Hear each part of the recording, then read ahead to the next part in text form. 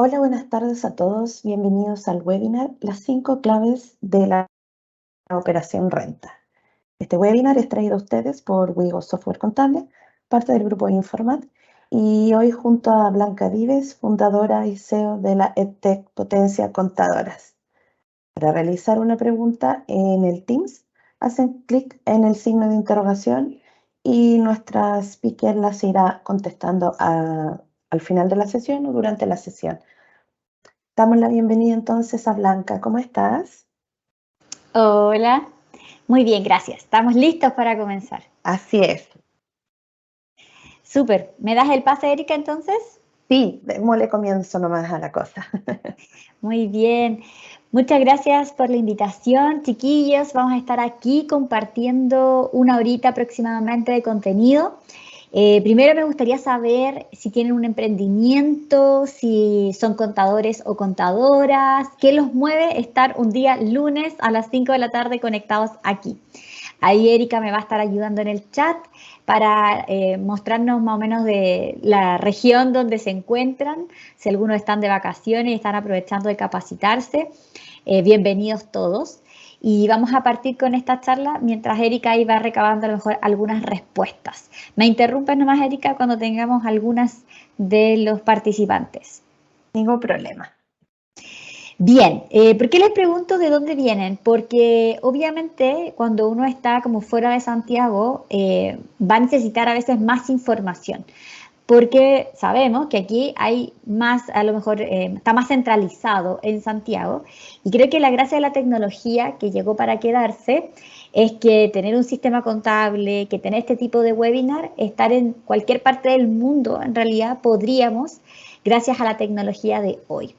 Así es que, bueno, el Servicio de Impuestos Internos no se queda atrás y es uno de los principales promovedores de que todo sea electrónico en el último tiempo.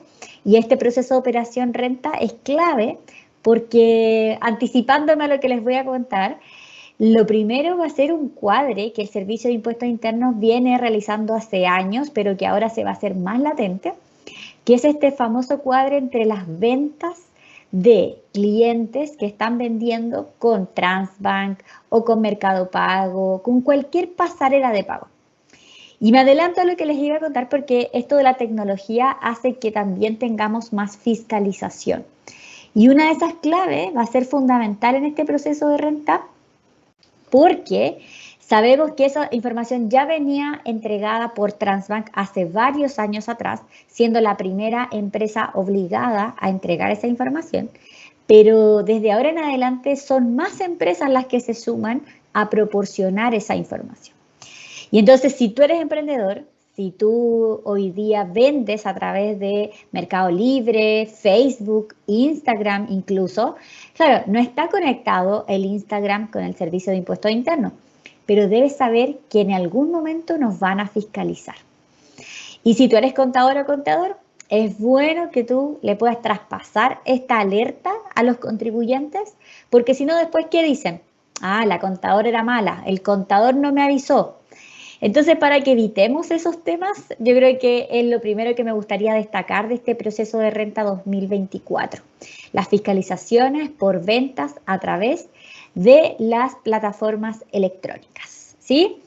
Bueno, con esta pequeña introducción doy inicio a este webinar, las 5 claves de la operación renta. Mi nombre es Blanca Vives, yo soy fundadora de Potencia Contadoras, una comunidad para mujeres contadoras que desean empoderarse, que quieran atender a clientes desde una manera mucho más dinámica, más tecnológica, que puedan empoderarse también en temas de negocios. Y la comunidad de Potencia Contadoras también atiende a emprendedores. Estamos con una vinculación entre las contadoras y los emprendedores justamente para que estos emprendedores reciban a una contadora de calidad, una contadora excelente que viene mentoreada por nosotros y que obviamente eso les da más seguridad a la hora de poder vincularse con una contadora de confianza. Y hoy tenemos una alianza con Wigo que también nos va a dar un gran soporte a las contadoras de nuestra comunidad, así que ahí está nuestra alianza de profesión. Yo soy ingeniera en control de gestión y también soy contador auditor de la Universidad de Chile, 2 veces titulada en pregrado y un magíster en tributación en la misma universidad. Compartimos mucho conocimiento gratuito a través de las redes sociales, en mi marca personal, Blanquita Potencia. Si quieren hacer historias hoy día, a través de las redes sociales me etiquetan en Blanquita Potencia y en TikTok la misma cuenta. Así es que ahí siempre van a tener contenido mucho más dinámico al día cuando está sucediendo en el momento. Y si eres contadora, te invito a que nos vayas a mirar la página web de potenciacontadoras.com porque ahí te vas a informar de los próximos eventos que vamos a tener para ustedes. Entonces, sin más preámbulos, vamos con la clave número 1. Y antes de seguir avanzando, no sé, Erika, si hay alguno de los participantes que haya mencionado algo hasta aquí. Te voy preguntando. Nos dice acá Héctor que buenas tardes, que está desde la playa. Ah, muy bien. Esa es la gracia de la tecnología. Perfecto. Bien, entonces arrancamos con el proceso. La clave número 1 es entender el proceso de la operación renta. Y en este sentido, aquí te presento un mapa. ¿Ya? Este mapa de operación renta no lo vas a encontrar en ninguna parte porque es algo que hemos elaborado desde nuestra expertise, desde nuestra experiencia que llevamos haciendo operación renta. Yo partí en el año 2017 con una consultora que atendía a más de 300 clientes. Yo soy contadora, como les conté. Hoy creamos la comunidad, pero yo partí siendo contadora independiente. Creé un equipo, una oficina contable que atendía a más de 300 clientes por ahí en el 2017, 2018, 2019. Y con la llegada del estallido social, y aquí les voy contando un poco sobre mí, también decido hacer cambios con el estallido social y en el año 2020 fallece mi papá también. Y una de esas cosas que uno se cuestiona todo, uno se cuestiona la vida, ¿qué quiero hacer en los próximos años de mi vida? Y ahí es cuando yo doy el gran paso a crear una comunidad para educar a emprendedores y a contadoras. Así es que bueno, presentándoles aquí este mapa, después de la experiencia que les cuento, teniendo una oficina contable, llegamos a que esto es lo que todos deberían conocer, siendo emprendedores o siendo contadoras o contadores. En enero deberíamos estar cerrando los balances, el llamado balance de 8 columnas. Este es un balance tributario donde si tú eres emprendedor, deberías comunicarte directamente con tu contador porque de esta manera vas a poder proporcionar la última información que va a ir a parar al balance. Recuerden que podría ser que ustedes tengan una contabilidad simplificada, que ante el Servicio de Impuestos Internos ustedes no tengan la necesidad de entregar un balance. Sin embargo, aquí viene una sugerencia de mi parte. Recuerden que la contabilidad tributaria no es lo mismo que la contabilidad financiera, ni tampoco es lo mismo que las finanzas de su negocio. ¿Y por qué me detengo en esto? Porque cuando ustedes van a un banco a pedir un crédito, por ejemplo, el banco siempre les va a pedir el balance. Y si ustedes le dicen, oye, no, es que yo tengo contabilidad simplificada, les va a decir, pucha, pregúntale a tu contador o contadora que te haga el balance porque nosotros como entidad financiera lo necesitamos. Entonces, chiquillos, lo que yo les sugiero siempre, y si eres contador que está asesorando a algún emprendedor, cuéntale esta situación. Llévale este caso y dile, si tú quieres pedir un financiamiento ante un banco, vas a necesitar el balance. Por lo tanto, siempre es sugerente que al momento de la renta también se haga el balance del año anterior. ¿Ya? Bien, entonces, esto es más o menos lo que yo les cuento es lo que debería suceder.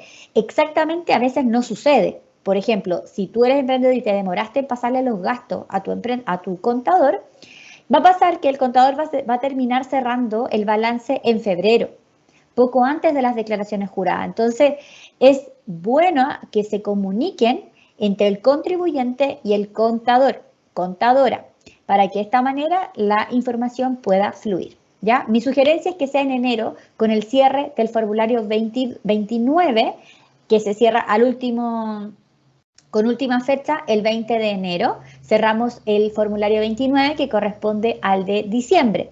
Con eso ya estaríamos en condiciones de dar cierre al balance de 8 columnas. ¿Ya? Bien. Pasamos a febrero en este mapa contable y tributario de la operación renta. En febrero ya se deben estar confeccionando las llamadas declaraciones juradas. ¿Qué son las declaraciones juradas? Ya se los voy a contar. Pero en sí, las declaraciones juradas tienen un calendario. Se entregan a través de la página del Servicio de Impuestos Internos y es indispensable entregarlas con anticipación al proceso del formulario 22. Este formulario 22, ¿cuándo corresponde? En esta línea de tiempo es en abril. Por lo tanto, tenemos febrero y marzo para entregar las famosas declaraciones juradas. Las que sean obligatorias va a depender de tu régimen tributario. Las que no son obligatorias y son transversales, dependiendo si hay algunos gastos que tenemos que declarar, también se los voy a contar. Ahora bien, ¿qué tenemos que conocer acá? Si tú eres contador o contadora, indispensable es que tú te comuniques con tu cliente para indicar cuál es el impuesto de primera categoría que se va a pagar en el proceso de renta. Porque si no, aquí aparecen los emprendedores que dicen, mi contador nunca me entrega la información, mi contador no está al día con los temas o mi contador no se comunica conmigo. Entonces, para que ese conflicto no suceda, tú como contribuyente, emprendedor, debes solicitar información. Y por otro lado, las contadoras y contadores debemos también estar al día con las fechas para que no paguemos multas innecesarias por los clientes. ¿Ya? Pueden tomarle pantallazo a esta información para que lo vayan teniendo ahí. Nos van etiquetando en las redes sociales, si quieren, en Instagram, @blanquitapotencia, para tener esta info arriba y que todos vean que ustedes se están capacitando también. Entonces, pasamos al mes de marzo. En marzo ya es inminente, como aquí como se dice, la operación renta está sucediendo. O sea, no hay otra manera más que entregar las declaraciones juradas finales y hacer las últimas determinaciones de qué. Primero, de la renta líquida imponible. Eso significa la RLI, renta líquida imponible o base imponible del impuesto de primera categoría. Aquí, si nos enfocamos en las pymes, vamos a tener el régimen tributario 14D número 3 o 14D número 8. Ambos son régimen ProPyme porque son del régimen 14D.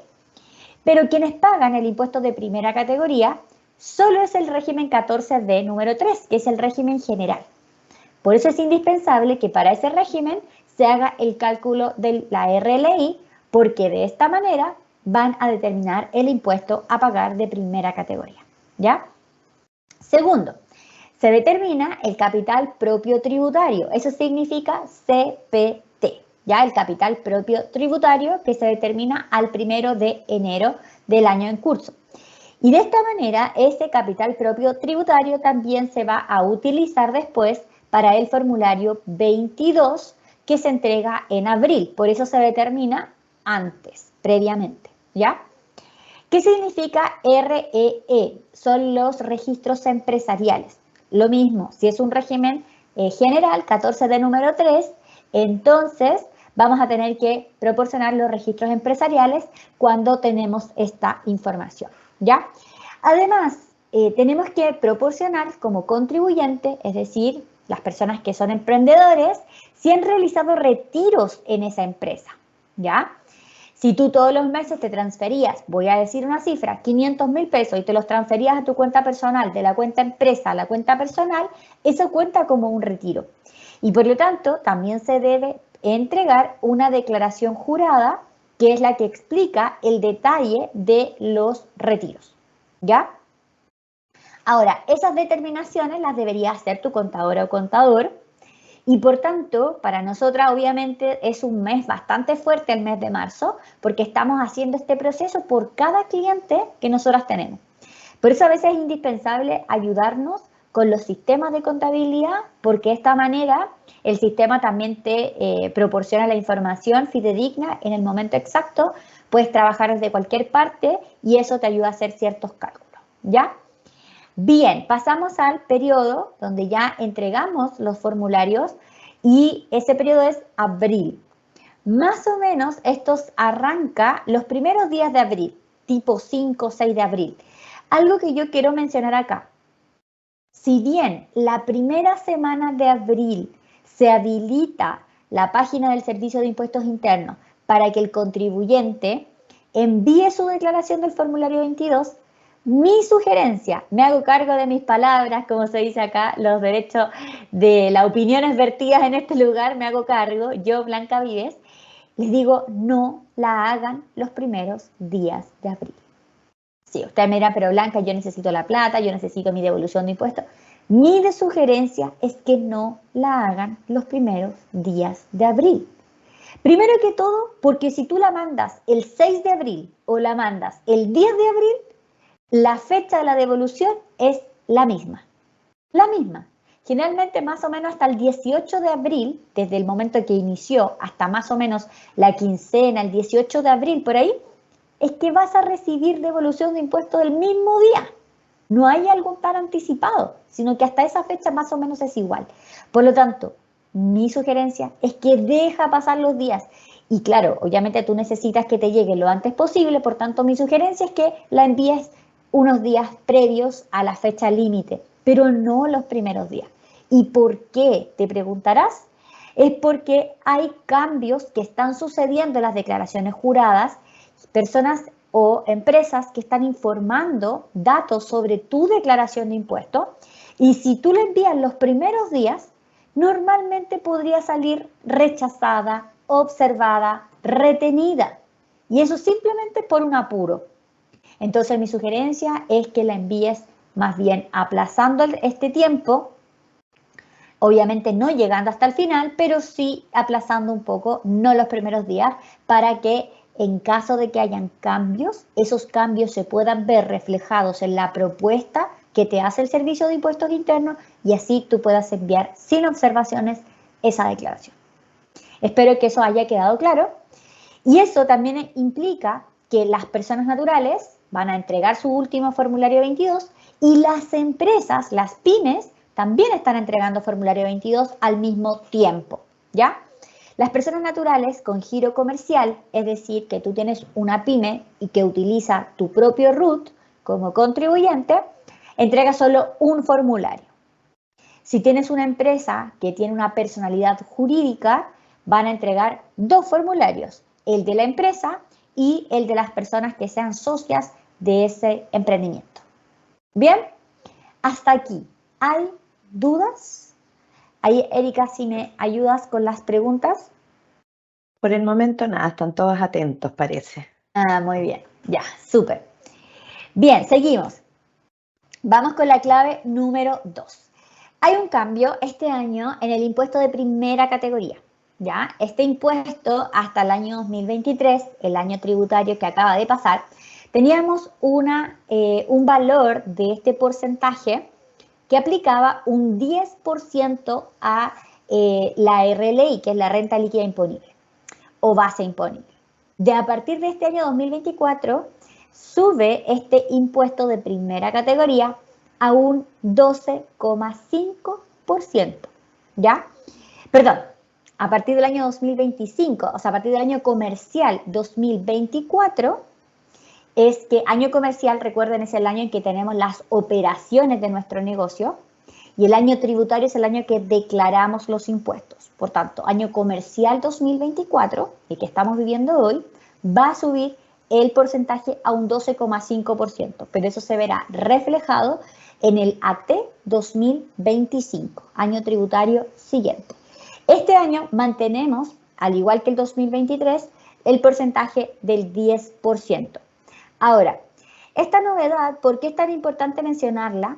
Porque recordemos que venimos manteniendo el porcentaje desde la pandemia. Y de alguna manera esto tiene que subir. ¿Por qué? Porque la última reforma tributaria señala que el impuesto de primera categoría es de un 25%. Entonces estamos muy al debe en la recaudación de impuestos y por tanto eso debe subir a llegar al 25%. Por eso, posterior al año tributario 2025, ya debería aumentar al 25% como se venía manejando hace un tiempo. Aquí todo puede pasar, ustedes saben que nada está dicho y que si hay cambio de presidente después, nunca se sabe la reforma tributaria que puede venir, así es que por lo menos esto es lo que tenemos hasta ahora, ¿ya? Y a nivel empresa es que un negocio tiene que determinar este impuesto si es que está en el régimen tributario 14A o 14D número 3, ¿ya? Recordemos que si aquí le hablamos solo a las pymes, estamos hablando del régimen general 14D número 3, ¿ya? ¿Por qué? Porque los que estén acogidos a un régimen 14D, pero el número 8, que es el régimen de transparencia, no están obligados a declarar el impuesto de primera categoría. Por tanto, a eso se le llama una exención de pago del impuesto de primera categoría, ¿ok? Esto obviamente es un beneficio y que además llevan una contabilidad simplificada y con ello no están obligados a pagar el impuesto de primera categoría, ¿ya? Aquí es la sugerencia, es que quienes están en ese régimen sean emprendedores que estén dentro del marco de la microempresa, o sea, que vendan aproximadamente entre 60 millones de pesos y 80 millones de pesos en el año, ¿ya?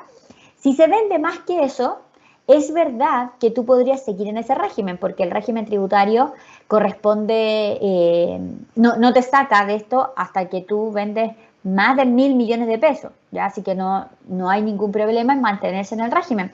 Sin embargo, mi sugerencia es que si ya estás sobre los 1.000 millones de pesos en el año de ventas, cambiarte a un régimen general para que puedas utilizar otros beneficios tributarios que así te pueden colaborar, ya en tu tributación. Bien, seguimos. Ahora, la tributación del proceso para los socios, para los propietarios, obviamente está separada en que si soy un régimen ProPyme general o ProPyme transparente. Si yo soy un régimen ProPyme general, 14D número 3, la empresa va a pagar el impuesto, dijimos, de primera categoría. Y esto será un 100% utilizado por los dueños de la empresa. Y eso le va a ayudar a los dueños a pagar sus impuestos finales, que se llama el impuesto global complementario. Va a poder utilizar ese beneficio de utilizar el 100% del crédito de primera categoría para los socios de la empresa. Ahora bien, si el socio o dueño y su empresa está tributando por el 14D número 8, que es la transparencia, dado que en la transparencia no se paga el impuesto de primera categoría, la base imponible, es decir, las ganancias de la empresa, pasan directamente atribuidos a sus socios o dueños. En ese caso, por tanto, a nivel de tributación personal, el dueño o dueña del negocio va a pagar el impuesto global complementario sobre esa base que será atribuida por la empresa. Dado que la empresa no paga el impuesto de primera, se le atribuye esa distribución de ganancias a sus dueños y sus dueños pagarán el impuesto global complementario. Ahora, las personas que están en el régimen 14D número 3 también pagan global complementario. Sin embargo, como les decía, y vuelvo a recalcar, el impuesto de primera categoría le ayuda a poder pagar esos impuestos, ¿ya? Así que por ese lado pueden utilizar los créditos completamente. Y ahí también va a tributar sobre la base de los retiros generados. Si la persona que está en el 14D3 no ha hecho retiros, entonces esos créditos quedarán ahí guardados para ser utilizados al momento de su retiro, ¿ya? De las utilidades. Bien, aquí mencionarles entonces, año comercial 2023, mantiene la tasa del 10% hacia el año tributario 2024, que es en el que estamos hoy, y subirá conforme dice esta tablita. Se mencionan los años anteriores también, y de esta manera podemos decir que hasta el año 2025 vamos a tener una tasa reducida. No tenemos un 25% de impuesto de primera categoría, sino que un 10% este año 2024 AT y AT 2025 en un 12,5%. Hasta ahí, ¿dudas? ¿Algo que mencionar, Erika? Por acá nada. Vamos. Perfecto, entonces dentro de esta clave avanzamos a la clave 3. ¿Cuáles serían como las fechas más importantes a considerar en este proceso de renta? Y este proceso tiene ciertas etapas, ¿ya? Entonces vamos a tener acá el mapa mental y el mapa conceptual de este proceso. La primera etapa son las declaraciones juradas, que comienzan a entregarse en marzo y terminan las últimas más o menos al 30 de junio. Por eso es importante que tú sepas cuáles son las que te corresponden a ti, porque esas son las que si tú no entregas van a tener un espacio en las multas que no queremos, ¿ya? La segunda etapa que podemos mencionar del proceso de renta es entregar el formulario 22. Esto aproximadamente comienza el 5 de abril y termina el 30 de abril cuando tenemos pago de algún impuesto, ya sea de primera categoría o el impuesto global complementario para los socios. Es por eso que esto es tan relevante, porque si yo tengo que pagar impuestos, solo puedo entregar mi formulario hasta el 30 de abril. Bien, y la última etapa es la de mayo. Hay una primera semana de mayo que todavía podría entregar mi formulario 22 siempre y cuando no tenga que pagar, solo tenga devolución de impuestos. Si yo tengo devolución, entonces puedo extender este plazo hasta los primeros días de mayo y posteriormente, ¿qué va a pasar? Van a empezar a realizarse las devoluciones de impuestos, ¿ya? Las devoluciones tienen un tiempo. Para los primeros que entregaron en abril el formulario 22, serán los primeros en recibir devolución. Y así, todos los, más o menos los jueves o los viernes, hay depósitos de las devoluciones de impuestos.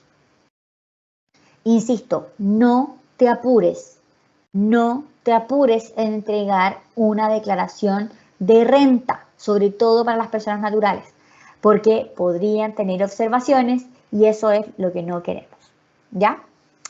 Bien, entonces, para que tengamos claridad de cómo se estructura un régimen tributario, para los que sean contadores o contadoras, vayan a la estructura que está a partir del año 2020, este esquema del artículo 14D.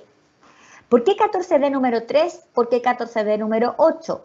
Porque si nosotros revisamos la ley sobre impuesto a la renta, que tiene muchísimos artículos, pero en su artículo 14, en la letra D, habla de los regímenes ProPyme. Habla de qué se define por ProPyme, habla cuál es el concepto para poder ingresar, cómo puedo salir del régimen, cómo tributa el régimen, y todo esto es indispensable a la hora de decidir si me quedo o no en el régimen que actualmente me encuentro. Si yo quiero hacer un cambio de régimen, lo puedo hacer entre el 1 de enero y el 30 de abril, en este periodo. Es por eso que yo lo menciono, porque si tú notas, según lo que te asesore tu contadora o contador y determinas que es mejor cambiarse de régimen, este es el momento. En este periodo lo puedes hacer hasta el 30 de abril. Bien, ahora aquí te quiero mostrar que hay más régimen tributario y que debes conocer porque va a depender, ¿cierto?, del tamaño de la empresa, de la actividad a la cual se dedica la empresa. Y por eso tenemos un régimen 14A, 14D número 3, 14D número 8, en la letra G del artículo 14. Ahora, todo esto no quiero marearte, lo que sí quiero mostrarte es que hay más de estos dos regímenes que te he comentado y que tú puedes tener condiciones especiales si eres emprendedor o emprendedor estando en el régimen 14D número 3, 14D número 8 de transparencia fiscal o el ProPyme general, ¿ya? Bien, entonces, entendiendo, ¿cierto?, que esta es la estructura y las fechas clave del proceso de renta, quiero hacer la siguiente pregunta antes de pasar a las declaraciones juradas. ¿Cuáles son los gastos los cuales ustedes tienen a menudo en su empresa? O, si tú eres contador o contador, ¿cuáles son ciertos gastos que te llegan de un emprendedor que tú podrías decir, cuestionable? ¿Son gastos que realmente serán aceptados para la empresa? Y si tú eres emprendedor, cuéntame en el chat si es que tienes ciertos gastos que no sabes si los puedes incorporar o no a este proceso de renta. Los quiero leer, quiero saber que están ahí, que hay personas que están esperando conocer esta información. Por ejemplo, están los gastos de las oficinas virtuales. ¿Se puede poner el gasto de arriendo de una oficina virtual? ¿Se puede poner el gasto de benzina de un auto personal que yo utilizo para la empresa? ¿Se puede poner el gasto de los cafecitos, a lo mejor, que yo invito a mis clientes para poder cerrar un negocio? ¿Qué más podemos agregar como gasto? Te hago esas ciertas preguntas. Erika, ¿ha llegado algo por ahí? ¿O no Aquí tenemos estamos todo? esperando, todavía no, pero ya van a llegar. Ya. Entonces, mencionarles que para estos efectos, ¿cierto?, de gastos aceptados tributariamente, tenemos que saber que esos gastos se agregan a la contabilidad y esa contabilidad es la que después se declara en estas declaraciones juradas. Si yo no discrimino si esos gastos son aceptados o rechazados tributariamente, lo único que estoy haciendo es entregar información que no es fidedigna y por lo tanto eso podría después traerme problemas, ¿ya? Entonces se los planteo, se los dejo ahí para que ustedes puedan decir, sí, esto es parte del proceso, yo quiero agregar estos gastos, voy a evaluar si estos gastos son o no factibles de agregar y con eso cerramos los balances para dar paso a lo que ustedes tienen en pantalla, que es las declaraciones juradas, ¿ya? Este año las declaraciones juradas tienen ciertas fechas que ya fueron publicadas según ciertas resoluciones, que ya se las voy a dar. Fueron 7 resoluciones que se publicaron en los últimos días de agosto. Son 7 resoluciones, con el tiempo han ido publicando otras más, pero las principales ya fueron publicadas. Ahora, un proceso de declaraciones juradas, que es el proceso entre febrero y marzo, tienen estos pasos aproximadamente, insisto, estas creaciones de conceptos las hemos ido creando nosotros desde la experiencia, así que esto tampoco lo vas a encontrar en ningún lado. El primer paso para hacer un proceso de declaraciones juradas es quiénes deben presentar las declaraciones juradas. El segundo paso es discriminar cuáles son las fechas más importantes y las formas como se presenta. El 3 son los tipos de declaraciones. El 4, estado. Tenemos una declaración que falta por declarar, a lo mejor una declaración que está observada, otra que hay que eliminar porque está mala. Un montón de estados. El estado puede ser observado, aceptado, con observaciones, bueno, ya lo mencioné. Y por último, en el paso número 5, es que si yo tengo que hacer algún cambio, lo hago a través de la rectificatoria. También recordar que yo no me puedo equivocar muchas veces. Yo puedo tener declaraciones juradas que una vez será gratis, pero ya después tengo que pagar multa. Así es que hay que tener mucho ojo en este proceso de declaraciones juradas. Perfecto. Vamos aquí a definir, aquí tú lo puedes tener en pantalla, yo no voy a leer esto, sino que lo que quiero es que te quede en la cabeza lo siguiente. Una declaración jurada no es ir a un notario, no. El proceso en sí, yo creo que antiguamente sí debió haber sido así, pero hoy en día no. Se habilita una sección de la página del Servicio de Impuestos Internos para entregar datos que me proporcionen detalles del proceso de renta. Entonces, declaraciones como los retiros, los gastos de los sueldos, los gastos de las boletas de honorarios, son informaciones que están dentro del balance tributario, pero el Servicio de Impuestos Internos lo que quiere es como un doble clic. Es como quiero abrir la cuenta de remuneraciones y quiero saber con un doble clic quiénes fueron los trabajadores que estuvieron ahí, a quiénes les pagaron las cotizaciones previsionales, quiénes pagaron el préstamo del Fondo Solidario, quiero saber quiénes fueron, quiénes estuvieron durante el año, aunque ahora estén finiquitados. No me importa, dice el fisco, quiero saberlo todo. Bueno, entonces nosotros como contribuyentes tenemos la obligación de proporcionar esos datos a través de las DJs, ¿ya? Declaraciones juradas se abrevia DJs. Y eso es de índole obligatorio para todas las pymes, todas las empresas en general, inclusive las sin fines de lucro, también tienen algunas DJs que entregar, ¿ya? Entonces, ¿quiénes están obligados? Cualquier persona natural, empresa, sociedad, entidad, ¿ya? Y que tienen que entregar con instrucciones detalladas algunas DJ que son relevantes para su quehacer diario, ¿ya? Ahora, su importancia es que en el código, en el artículo 21 del Código Tributario, es que el Servicio de Impuestos Internos dice que yo tengo que hacerlo. O sea, esto es una obligación y su importancia es que yo debo conocer, dice el Servicio de Impuestos Internos, la información fidedigna para poder cobrar impuestos. De lo contrario, yo no puedo cobrar esos impuestos, no puedo pasar por caja, por como se dice, y el servicio es necesario que tú le proporciones esos datos. Ahora, ¿cómo se envía? A través del formulario electrónico.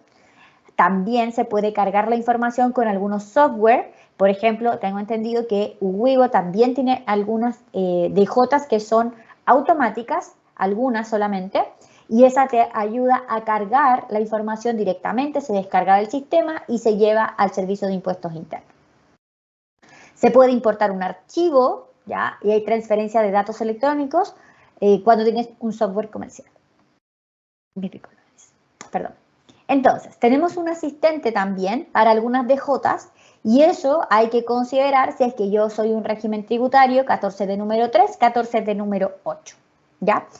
Ahora, todo esto, todo es por la página del servicio, ¿ya? No hay algo diferente por fuera ni en papel, no hay que ir a la oficina del servicio, nada. Todo esto es por la página del servicio. Las DJs son para las empresas, ¿cierto? O personas naturales que tienen giro comercial. Si yo soy una persona natural, soy un contribuyente que solo tiene a lo mejor boletas de honorarios o un trabajo fijo, yo no tengo que entregar declaraciones juradas, solo quienes tengan actividad en primera categoría, ¿ya? Bien, ahora, ¿cuáles son los tipos? Vamos a tener la primera, que es la original, la que mandamos, y vamos a tener un tipo de declaración jurada, que es la rectificada. Si es que le haces un cambio, esa DJ se le llama una DJ con rectificatoria, ¿ya? Porque dependiendo de cuántas veces yo quiera entregar la información fidedigna al Servicio de Impuestos Internos, el fisco dice, tú puedes entregarme cuantas veces quieras estos datos, siempre y cuando sea información fidedigna. Por lo tanto, si bien puedo entregar la DJ cuantas veces quiera, lo normal es que a la tercera vez el fisco me bloquea. Sí, lamentablemente bloquea el sistema porque dice, ya estáis leseando, decídete, me estás leseando, no sé cuánto es la información que tengo que considerar, así que venga por favor a la oficina del servicio a contarme cuál es su historia. Y ahí yo no les sugiero que eso pase porque ahí van a mirarlo con lupa todo lo que esté sucediendo. Entonces, sugerencias es que la declaración original sea la declaración que tú sabes que es la correcta. En caso de que no, entonces declara la rectificatoria con la primera vez, pero ya la tercera vez, ojo ahí, porque te podrían bloquear, ¿ya? Bien, vamos a tener las declaraciones que son con rectificatoria y se tienen que entregar esta información hasta que sea lo verídico, ¿ya? De lo contrario, podrían existir sanciones que no queremos. Ahora, entrando en materia al calendario de estas declaraciones juradas, hay bastantes, pero aquí vamos a mencionar las que son más comunes y las dos obligatorias dependiendo del régimen tributario. ¿Y cuáles son estas? Primero, vamos a tener, ojo ahí, la declaración de los retiros, que es la 1948, tiene una fecha de presentación para el 14 de marzo. Esta DJ tiene distintas fechas, pero la primera es el 14 de marzo, por tanto yo voy a dejar esa como la fecha límite, pero ya te voy a contar por qué cambia en algunos casos. Eso por ese lado. ¿Qué más?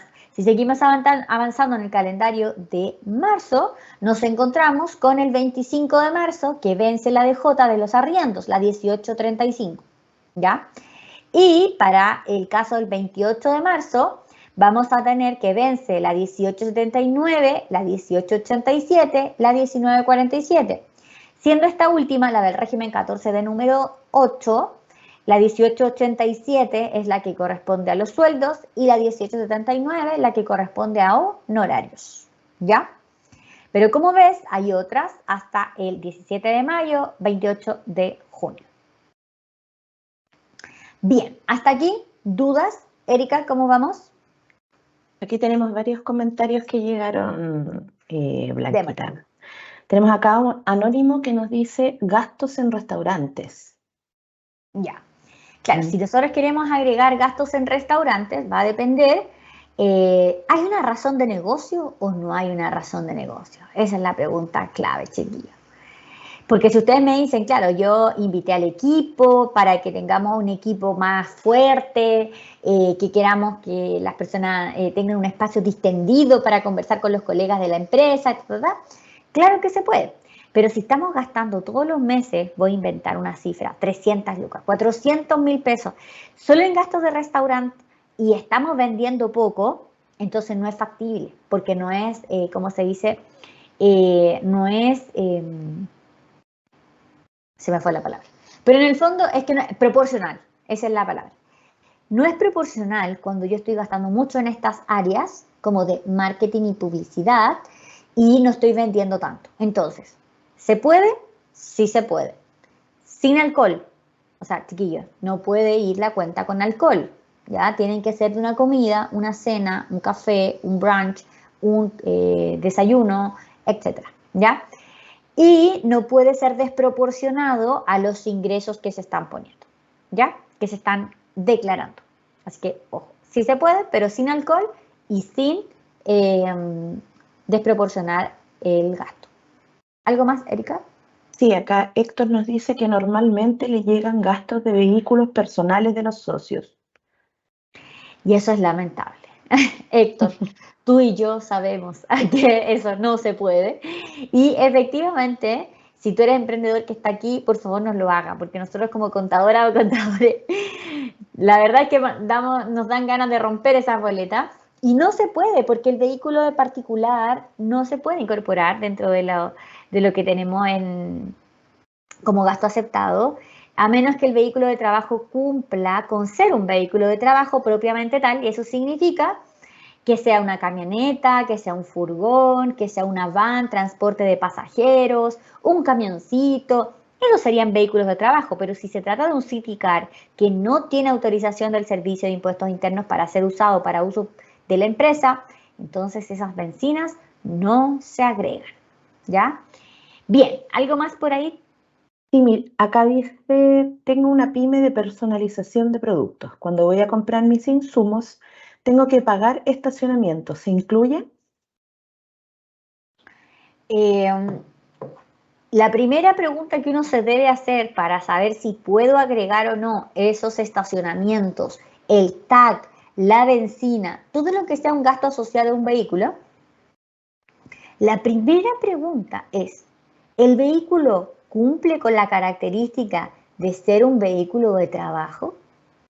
No un City Car, no una camioneta SUV, no un, ¿qué más puede ser? Un auto de lujo, no ese tipo de vehículo. Entonces, si el vehículo cumple con ser un vehículo de trabajo, entonces sí se puede. Pero ahí ya empezamos a discriminar en dos cosas. ¿El vehículo está a nombre de la empresa o es una cesión de uso por parte del dueño o dueña del negocio que está prestando este vehículo a la empresa, que puede ser la camioneta? Si le está prestando, hay que hacer una sesión de uso para que quede estipulado cuál es el horario en el cual se puede usar esa camioneta, ese vehículo, ¿ya? Y es una sesión de uso, no es un arriendo. ¿Por qué no un arriendo? Porque si tú lo pones como gasto de arriendo, después el Estado va a decirte, oye, ya, pues yo lo pongo como gasto, pero ¿quién paga los impuestos porque recibió el ingreso? Entonces al final te estás pisando la cola tú misma porque pones gasto para la empresa, pero tú como persona recibes un ingreso y tienes que declararlo. Entonces es mejor una sesión de uso y si existe la sesión de uso, entonces puedo agregar los gastos de benzina de ese vehículo que ya dijimos cumplirá con la característica. Eso. Mira, acá nos preguntan algo parecido porque dice, ¿puedo poner gastos de benzina y peajes de una camioneta que se ocupa para terreno sin ser a nombre de la empresa?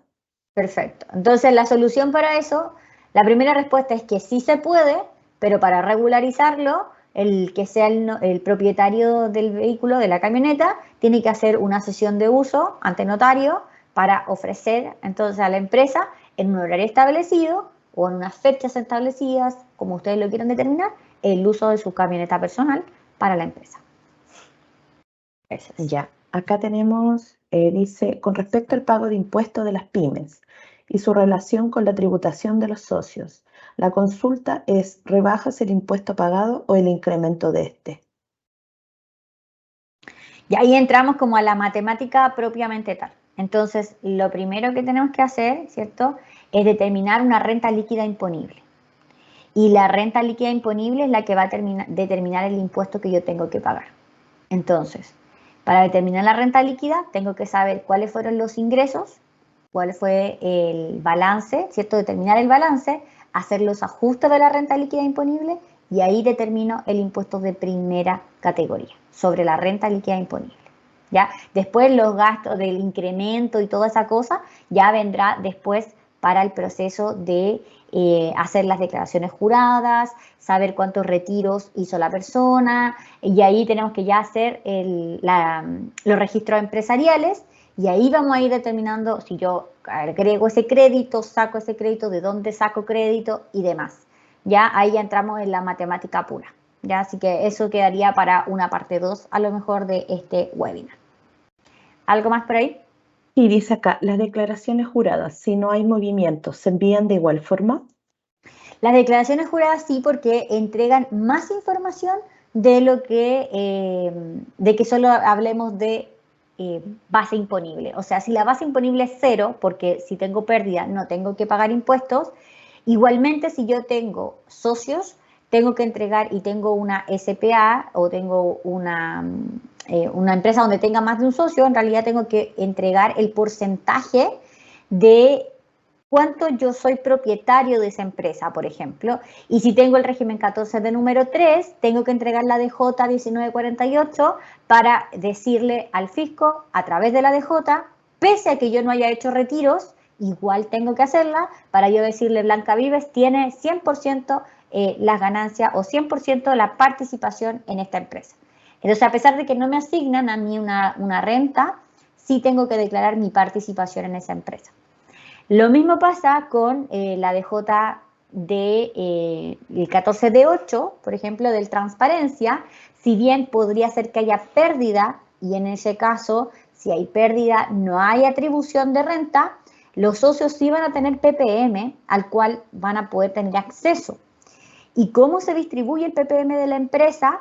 Es a través de la DJ 1947. Entonces, aunque yo tenga pérdida, las dos obligatorias por régimen, cada una, o sea, una por cada régimen, igualmente se tiene que entregar. Súper. Pero perdón, y para aclarar lo último es que esas fueron, ahí mencioné las obligatorias. Las que no son obligatorias son las excepcionales, que son si es que tengo ese gasto o no, que esas son transversales, que da lo mismo el régimen tributario que yo tenga. Si es que tengo el gasto, tengo que hacerlo. Y esas son la de sueldos, la de arriendo, la de honorarios. Esos casos, si yo no tengo esos gastos, entonces no tengo que entregarlas. Y esas sí puedo quedar por fuera y no entregarlas. ¿Ya? Eso. Ahora sí. Sí, aquí una última dice, ¿los gastos se informan en las DJs anuales o en el formulario F29 que se hace mensual? Perfecto. Primero, ¿qué declaramos en el F29? En el F29 hay un impuesto que es el más conocido, el que más hablamos de él, que es el impuesto al valor agregado, que es el IVA. Mal llamado formulario 29 igual IVA, porque en realidad en el F29 se declaran más cosas. Por ejemplo, el F29, que es el mensual, yo declaro las compras, las ventas, el impuesto único de segunda categoría que corresponde a los sueldos. También se declara la retención de las boletas de honorarios, se declara el PPM, ¿ya? Eso es mensual. Por lo tanto, si la pregunta es, ¿dónde declaro mis gastos? Recordemos que el formulario 29, el proceso de renta y cualquier proceso que lleve a cabo el Servicio de Impuestos Internos son procesos tributarios para pago de impuestos. Pero nosotros, contribuyentes, tenemos que llevar una contabilidad. Y esa contabilidad, yo tengo que llevar un orden de los libros contables que tengo. Si tengo una contabilidad simplificada, tengo que llevar el libro de ingresos o egresos, si soy una empresa exenta de IVA. Y si soy una empresa afecta a IVA y tengo una contabilidad simplificada, tengo que llevar el libro de caja. Entonces, si la pregunta es, ¿dónde van mis gastos? Que son con boleta. Los gastos con boleta van mensualmente primero al libro de caja o al libro de ingresos y egresos, y si tengo una contabilidad completa irán al libro diario, que también es mensual, y de esa manera yo alimento primero la contabilidad mensual. Ahora, esa contabilidad mensual me ayuda a pagar mis impuestos, claramente me ayuda a pagar el formulario 29 porque de ahí yo puedo sacar la información. Y después llega el proceso de renta y declaro la operación renta con las declaraciones juradas y después el formulario 22. Ahora, vuelvo a la pregunta, ¿dónde debo declarar los gastos? Primero, en tus libros contables. Con los libros contables mensuales se llevan a las declaraciones juradas, porque ahí tengo que poner un ítem completo de gastos, y de las declaraciones juradas, ese detalle, luego yo tomo ese valor de la renta líquida imponible y lo uso en el formulario 22 para el pago de impuestos. Entonces, todo tiene un orden. Paso 1, tu contabilidad. Paso 2, si son facturas, se van a declarar en el F29. Siguiente paso, hago las DJ. Siguiente paso, F22. ¿Ya? No hay un F22 sin que haya F29. Ojo, si tú tienes observaciones en el formulario 29, en alguna venta, o el servicio te observó los transbank, las pasarelas de pago, ojo, soluciona eso antes del proceso de renta, porque un proceso mensual observado va a ser una operación renta observada. ¿Ya? Así que ahí, mucho ojo con eso. Erika, ¿algo más? Por ahí estamos bien. Excelente. Listo, pasamos entonces a la última patita, donde vamos al calendario de las últimas declaraciones juradas, y ahí sería la clave número 5. Si tú eres contador o contadora, tómale pantallazo a esto para que sepas dónde está la información oficial de lo que te voy a contar. Estas son resoluciones exentas que el Servicio de Impuestos Internos publicó el 31 de agosto. Publicó la circular de la 92 a la 98. Son 7 resoluciones que hablan de las DJs, ¿ya? Y cada una de ellas hace a lo mejor algún cambio en la DJ o también crea alguna nueva, ¿ya? Ahora te voy a dar algunos detalles de estas resoluciones, que primero vamos a separarlas en las DJs más comunes y las DJs obligatorias. Estas son las más comunes, pero solo se van a declarar si es que yo tengo ese gasto. Si yo no tengo el gasto, no tengo que hacerlo. La primera DJ más común es la 1835, que le corresponde la la resolución 98, por eso te la dejé por acá, que fue publicada el 31 de agosto del 2023. ¿Cuál es su principal cambio de esta DJ? Hasta el año pasado teníamos una DJ que se declaraba según el avalúo fiscal. Este año, 2024, todos tienen que hacer la DJ, sin importar el avalúo fiscal de la propiedad. Ahora bien, si tú tienes una oficina virtual, no es necesario hacerla, ¿ya? Eso queda por fuera. Pero si tú arriendas un local, si tú arriendas un espacio en algún lugar, de donde tú arriendas tu propiedad, si tienes las corredoras de propiedades, tienen que hacer esta DJ y así, ¿ya? Entonces, ojo con eso. Su fecha de presentación es hasta el 25 de marzo. Otra declaración jurada que corresponde a la declaración de los créditos y los PPM puestos a disposición de los socios. Esto no aplica para los que están en un régimen 14 de número 8, porque el 14 de 8, recordemos que entrega los PPM a través de su propia DJ, ¿ya? Pero si se quieren poner a disposición los créditos, se puede entregar esta DJ y tiene una fecha de presentación hasta el 17 de mayo del año 2024, ¿ya? La DJ de honorarios, que es la 1879, tiene una fecha de presentación hasta el 28 de marzo. Y la 1879, recordemos que todos los años se hace el cambio de la retención de los honorarios, que hasta el año 2023 su retención era de un 13%.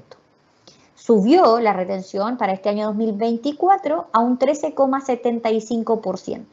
Así que ahí estamos con estos cambios que van a seguir hasta el 2028, cuando la retención de la boleta de honorarios sea hasta un 17%. Ahí veremos qué otros cambios puedan venir. El formulario de la DJ 1887 también tiene ciertos cambios. ¿Qué es la DJ 1887? La de sueldos. Pero aquí tenemos que continuar con estos cambios que se han venido dando en temas de sueldos. Primero, subió el sueldo mínimo, eso hay que tenerlo en consideración. Y lo segundo es que recordar que la Dirección del Trabajo, que es una entidad que fiscaliza las relaciones laborales, la Dirección del Trabajo ha hecho cambios significativos en sus procesos y para el uso de sus procesos las plataformas.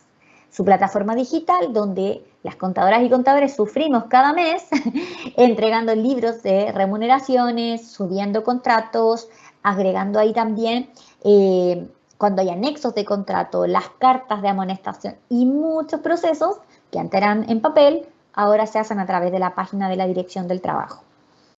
Los cambios están en la en la resolución 93, también publicada en agosto del 2023, y aquí ahí está este principal cambio. Como les decía, nosotros como contadores tenemos que proporcionar mes a mes información a la ADT.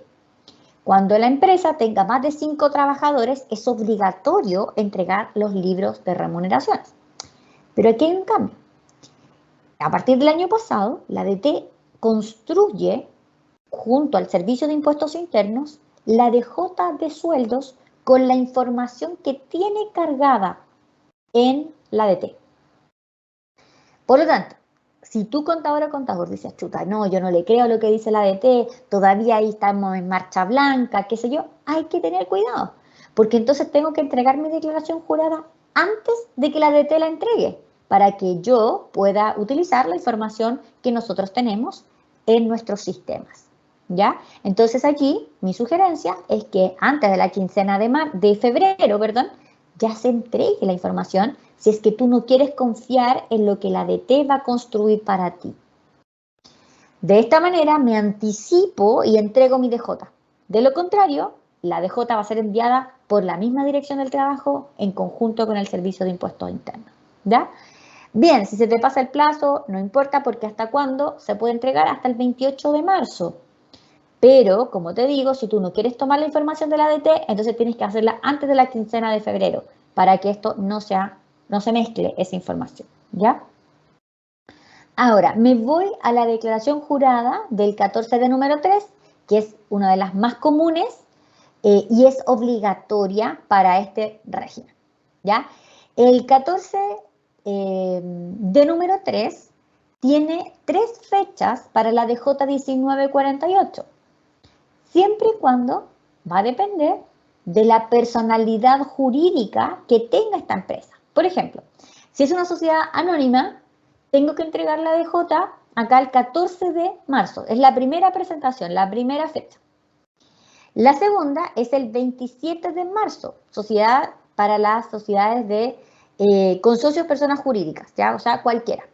SPA, responsabilidad limitada, esos caemos acá el 27 de marzo. Y el 28 de marzo es para las personas naturales. Pero recordar que las personas naturales también lo pueden entregar esta DJ en conjunto con su formulario 22. O sea, pueden pasarse de ese plazo y no va a haber problema, ¿ya? Entonces, primero, si es una sociedad anónima, entonces el 14 de marzo. Si es otro tipo de personalidad jurídica, el 27 de marzo. Y si es una persona natural, a partir del 28 de marzo no hay problema que lo entregue en conjunto con el formulario 22. Siempre le voy a sugerir que la envíe antes para que se pueda procesar los datos, pero no hay problema en que se envíen las dos al mismo tiempo, si es una persona natural con giro comercial.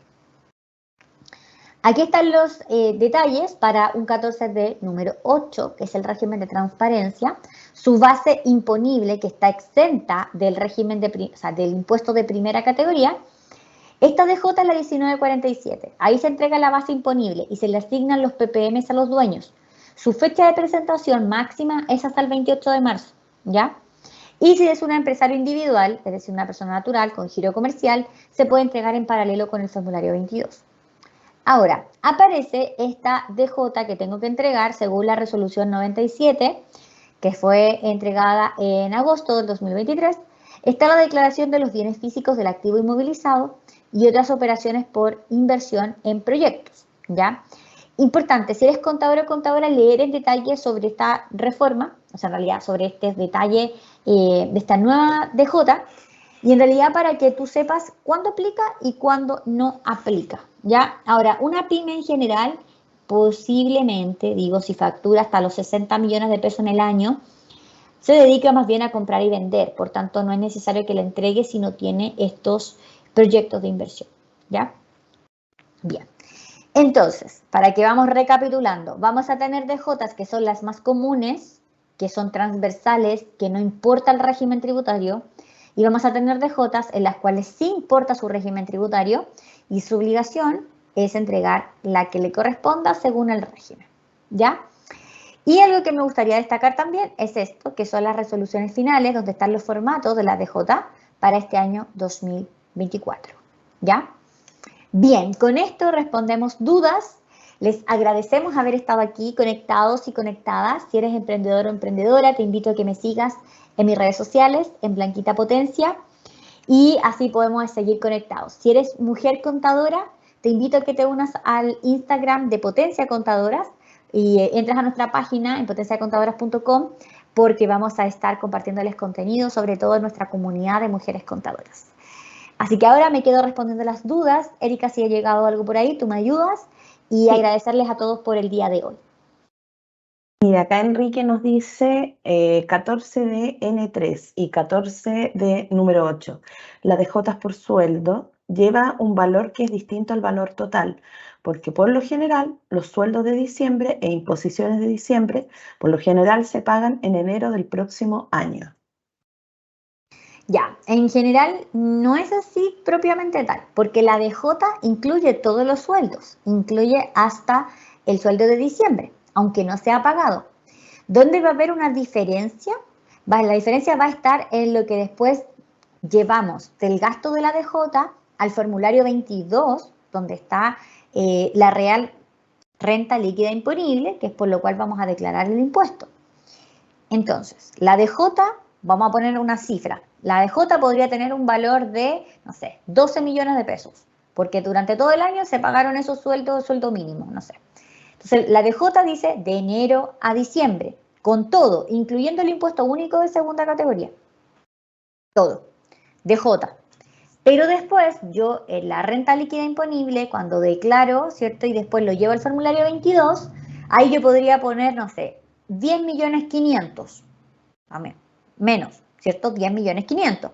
Porque ahí es donde yo digo en el formulario 22, oye, yo, si bien en la DJ tengo estos gastos, en realidad yo efectivamente pagué en este año 2023 solo 10.500.000. Y el sobrante queda como gasto del año siguiente. Ahora bien, como queda para el año siguiente, este año 2023 también yo hice un pago del año 2022 que quedó dando vuelta, al igual como venimos arrastrando todos los años un pago del año anterior. Entonces la verdad es que yo podría decir en realidad este año 2023 fueron 11 millones, o ¿cierto?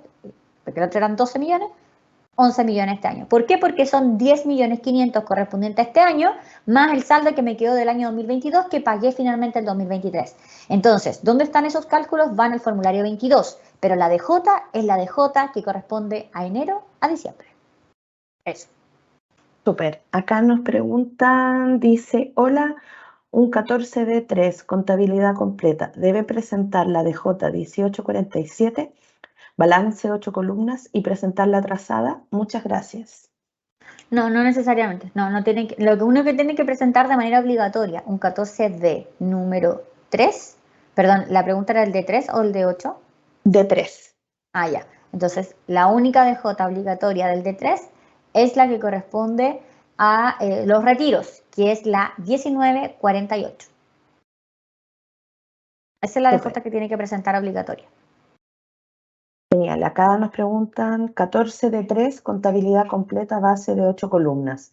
El gasto está incluido, pero tengo que sacarlo de la RLI. Ya, el gasto, tengo que poner el gasto que efectivamente yo pagué, o sea, que el contribuyente haya desembolsado. Eso es, aunque yo tenga facturas por millones, por 50 millones de pesos, pero en realidad hay 20 millones de pesos que están todavía adeudados a sus proveedores, eso no va solo los primeros 30, los que realmente fueron efectivamente pagados en el periodo. Eso, entonces eso va incluido entonces en la base imponible que estoy determinando, solo lo efectivamente pagado. Entonces tengo que restarle lo que no haya sido pagado. Eso. Ya, súper. Y acá la última, porque se nos acaba un poquito el tiempo, dice, ¿puedo comprar una propiedad a nombre de la empresa, siendo que no es mi giro y será para uso personal? pero no llevaré los gastos a la contabilidad. ¿Es posible? ¿Tendré problemas con el servicio? Es Perfecto. por el tema del financiamiento. Sí, es posible hacerlo y es verdad que no es necesario que pongas ningún otro gasto, lo puedes dejar como un activo de la empresa y ya está, no hay ningún inconveniente. Ahora, lo otro que podrías hacer y que ahí te podrías asesorar por el mismo ejecutivo del banco es que tú la compres a tu nombre y que la empresa quede como aval para que sea como el proceso inverso. No que quede a nombre de la empresa, porque imagínate si la empresa se termina, nunca se sabe, las cosas buenas a veces son muy buenas y las cosas malas también podrían pasar. Entonces, sugerencia es que a lo mejor sea al revés, que quede a tu nombre y que quede como aval la empresa. Entonces, si la empresa le pasa algo, no se va a tu casa, tu propiedad. Así que ahí sugerencia para eso, sobre todo si es un patrimonio personal.